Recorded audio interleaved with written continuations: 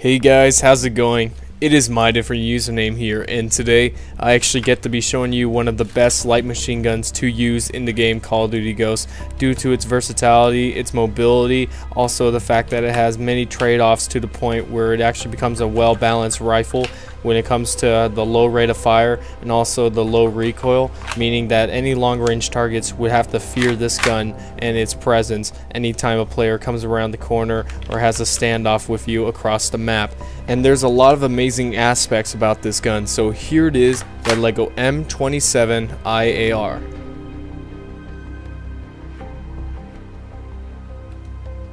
So the M27 IAR, or IAR meaning Infantry Automatic Rifle. Basically, this gun is a light machine gun built off an assault rifle platform, which actually is an amazing aspect if you think about it, because of the fact that most light machine guns come with belt-fed mechanics. It actually makes it very difficult to use in close quarter combat, making this gun something that can be used at long range to suppress enemies, and also something that can be used to clear out a house or a building at the same time. Now, when I said the M27 could be used in close quarter combat, obviously the model from Ghost couldn't be, because look at the size of this barrel. It's absolutely insane how big it is. Like, I couldn't believe it when I first built it either, but it is really this size. This weapon actually has a full-length tactical rail applied to the top, while also the handguard having 45-degree angle tactical rails to hold many stuff like lasers and items, as well as the fact that the handguard has some zip ties attached to it. This could mean anything, meaning that the weapon was probably damaged during combat, and as a temporary solution, zip ties were the best option to keep the handguard together without it falling apart on the player. I mean, it provides some backstory to the gun, and I kind of like seeing that when it comes to weapons. Another addition to the M27 actually happens to be the bipod that comes with it, and what's really cool about this bipod is this is the first bipod design that I've ever created that actually makes it look like a conventional bipod that you actually see on real guns.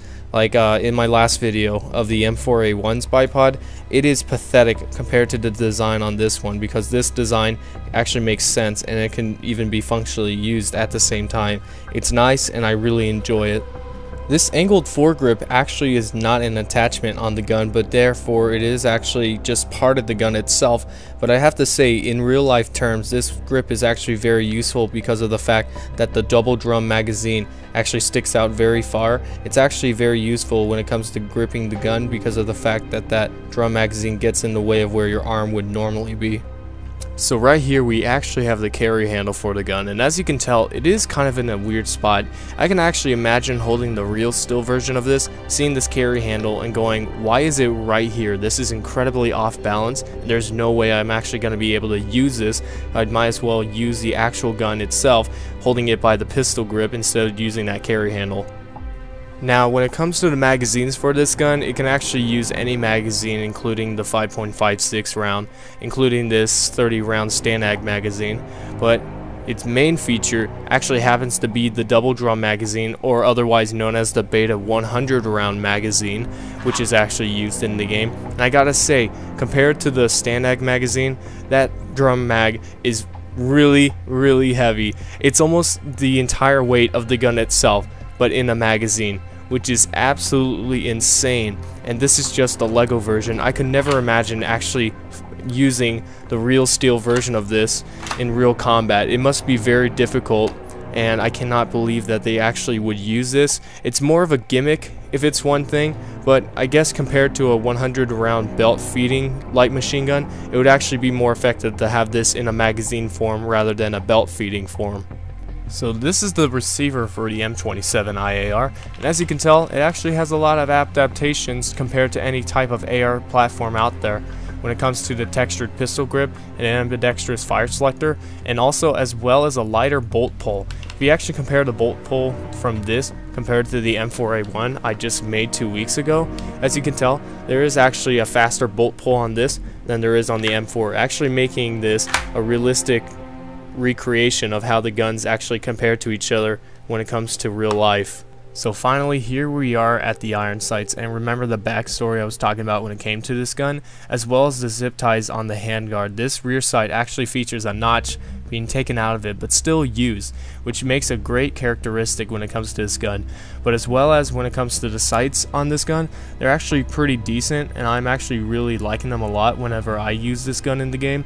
But it's also pretty cool because they're flip up and flip down iron sights, meaning that you can attach any optic to the gun as well, and if the optic was ever damaged, you can flip up the iron sights and use them as backup. Overall, when it comes to the M27 IAR in Call of Duty Ghosts, I have to say this has to be without a doubt one of the best LMGs to use in the game. Compared to all the other ones, this just has a very balanced system when it comes to everything, including the low recoil, the low rate of fire, and basically any adaptation to it, meaning that this could be used as an assault rifle as well as an LMG all at the same time. So further ado, let's send some plastic downrange.